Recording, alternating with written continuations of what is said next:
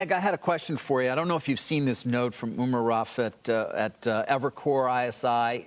I guess, we got some data here from this trial, 38,000 patients from the trial you're talking about, where there was 19 of the 1,125 participants in the Pfizer trial who had prior COVID before entering the study got reinfected.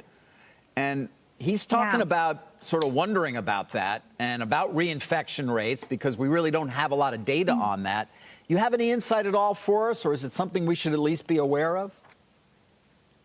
Well, I thought that note from Umar was incredibly interesting because one of the things that clinical trials do for us is they give us these controlled settings of really following what happens with people with COVID. And so this wasn't something that was related to the vaccine, but it is a way of trying to better understand the rates of reinfection with this disease.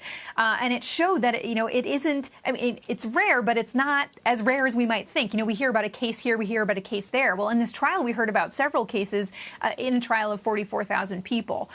So trying to understand those rates. It was interesting because, of course, he was looking at the split between those on vaccine and those on placebo. And we know the vaccine, after 2 shots, protects with 95% efficacy against getting the disease. But they found that within the first shot and the second shot, they did see cases of reinfection as well. And so it was just a way to better understand this disease. And these trials will be so useful for that. Meg, Jim, one of the things I'm kind of confused about, a country like Canada is usually way behind the U.S. when it approves something, the U.K. too. I know that you could say, well, Jim, what's a day? What's 2? Well, a day is 3,000 people dead. Why is the United States after Canada? What is taking so long? Is it because the president's busy sending us emails like I just got, we will never surrender, we will never win, or the FDA just says, look, we got to spend even more time on this than everybody else? I don't understand the few days delay in an era where 3,000 people are dying, which is the same that died on 9/11. Yeah, the numbers are just awful. What we've heard from the FDA is that they needed to do their own analysis of all of the data from these trials. So really breaking it apart and putting together those briefing documents that we saw on Tuesday.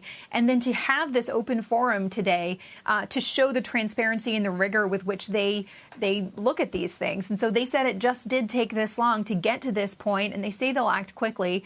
But they also point out, there is hesitancy among people in this country to get vaccinated, and they hope that by making this so public and showing how strongly they adhere to scientific rigor, that they will convince people, if they give the green light, that this vaccine is safe and that it works. Shepard Smith here. Thanks for watching CNBC on YouTube.